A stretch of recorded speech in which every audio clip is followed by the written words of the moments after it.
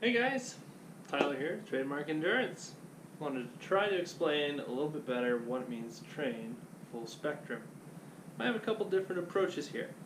So the first thing to know about training full spectrum is if you're in the red zone, you're going hard. Okay? At the opposite end of a color spectrum, it's kind of this ultraviolet purplish zone, right? Now we got a whole bunch of zones in between. Blue zone, we got a green zone, some orange, and some yellow. So there's our spectrum. So if you're up here, this means you're going hard. If you're down here, it means you're resting. And somewhere in the middle, we've got easy, up to medium, all the way up to hard. All these can be translated as different training zones. Made a chart, here's our time, here's our workout for the day, got a little warm up, got some sprints with some recovery, and then maybe a hard effort at the end. And the basic mode that we usually refer to as rate of perceived exertion, okay? Which that can be easy, different levels of medium, and even some different levels of hard. If I'm going to give you a workout, you'll probably see it in those 6 different zones. Some philosophies out there that preach more zones, some philosophies that preach less. I kind of think that both of those mentalities are right depending on the person. But to keep it all simple, I think it's easy to just use a color code for it and find just the right hue that matches what you're going to be most benefited by. If we're training out an entire year, to get you to peak, we got to add just the right amount of intensity and recovery for you to succeed.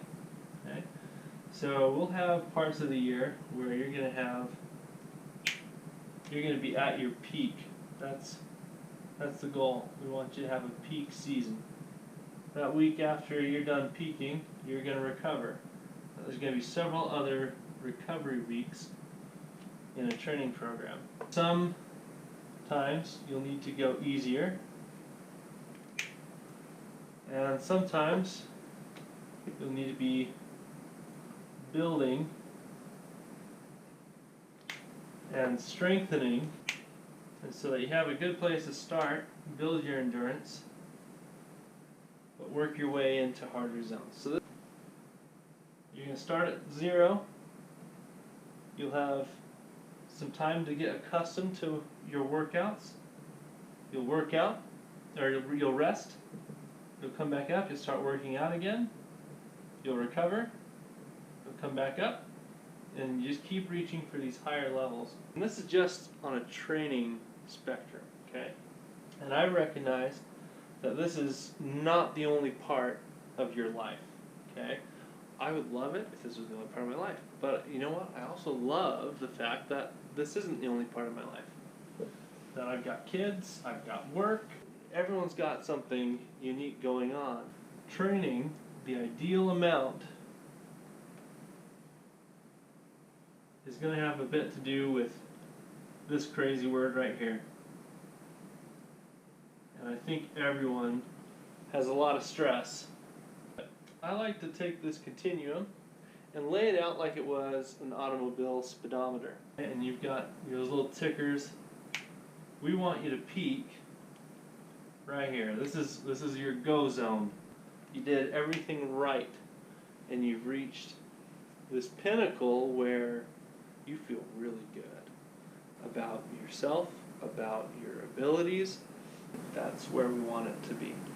Stress and training load, you can have too much or too little. Everything below this continuum, either too little or too much, means you've blown your training. On the other hand, if you add enough stress, enough training load, and you can manage the rest of your life to not interfere with that, you can have this peak zone. There's another old training axiom. The wider the base, the taller the peak, right? You could do too much and you're never going to finish that pyramid. If we do too little, we're going to end up with a little tiny pyramid. I don't think this is just a single dimension. I think we're going to be working on a multi-dimensional pyramid. Okay? If we look at this from the top. Okay? Every corner will have a cornerstone. Side one, obviously we've been talking about that, is your sport training. Running parallel to that is something that I think a lot of endurance athletes, probably a lot of athletes at large, skip because they're so focused on wanting to do their sport, do what's fun for them. They miss so much benefit in terms of recovery and strengthening from not going to the gym. Strength and conditioning, which runs parallel to your sport-specific training. Now we've got two other sides here. So to manage that stress level, we need to focus on a part of your life where you've got a good mental dexterity. It's not allowing too much stress into your life, but having enough that you can do hard things and you know you can do it. Another aspect that we need to take a really good hard look at is your nutrition.